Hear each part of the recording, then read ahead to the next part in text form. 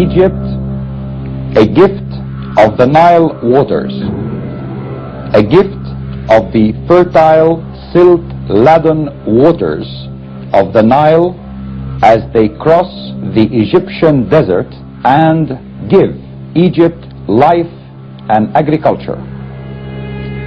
In 1985, Egypt has a population of over 45 million people. By the end of this century, the population will have doubled and will be over 90 million people. If the Egyptian population is forced to remain in the Nile Valley, which only represents 3.4% of the national territory, the agricultural resources will no longer be sufficient to meet the needs of Egypt's hungry population. Today, Egypt imports over 60% of its food requirements. In the event of consecutive years of drought, the repercussions on Egypt's economy may become extremely catastrophic, similar to those faced today by Egypt's southern neighbors. It is unconceivable that in today's age of technology, the challenge of Egypt's future development is not met. Egypt must mobilize all its natural resources to face up to this challenge. Egypt receives the annual volume of 55 billion cubic meters of Nile waters every year. This volume may vary as in years of bountiful rains.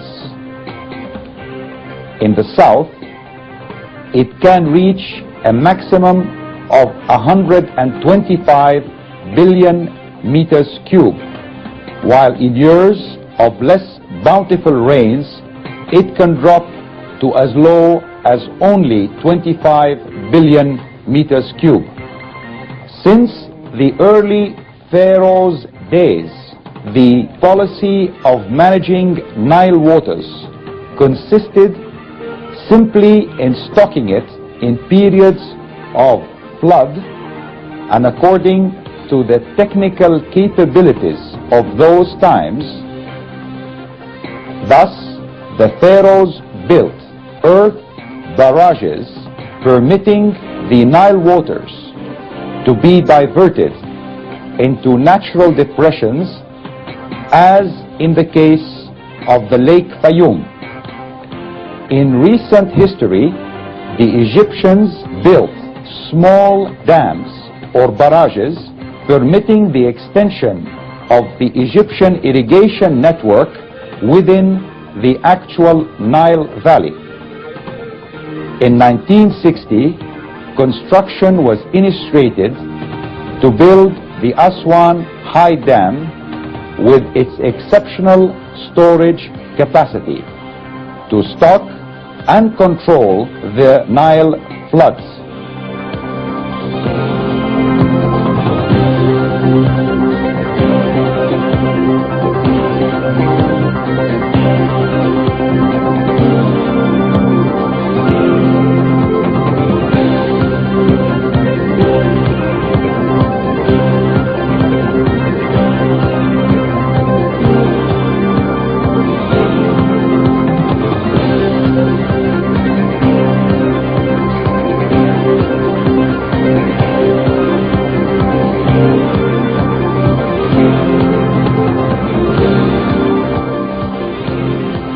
In years of high and abundant floodwaters, however, the high dam lake must be voided of some of its waters, which thus run to the sea in order to accommodate the new incoming floods.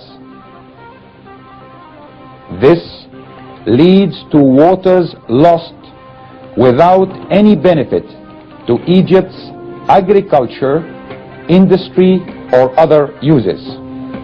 The Nile waters distributed for irrigation within the Nile Valley are utilized in a totally inefficient and archaic manner. The losses in water through the traditional methods of irrigation are extremely important and are due in particular to the length of the riverbed and the water distribution network utilized to take waters to the fields, as throughout all this system, water is lost by evaporation and infiltration into the earth. Furthermore, the Nile waters distributed at the level of the valley do not permit the logical utilization of the hydraulic heads existing within the high dam lake, thus still forcing the Egyptian peasants to lift waters from the riverbed or the irrigation network to the level of their fields. Finally, this inefficient system of water transportation and distribution and the losses it generates imposes rigid cycles of irrigation and crop rotation on the Egyptian fellah, in most cases incompatible with the constantly changing conditions of the national and international markets for agricultural products. The Egyptian resources in energy are also badly utilized due to the need of a large number of small and medium-sized pumping stations to constantly lift waters.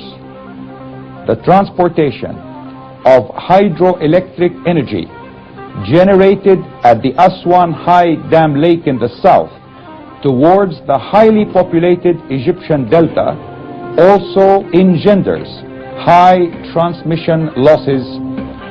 Thus, all the Egyptian resources are badly utilized, depriving the country from its badly needed potential for earnings.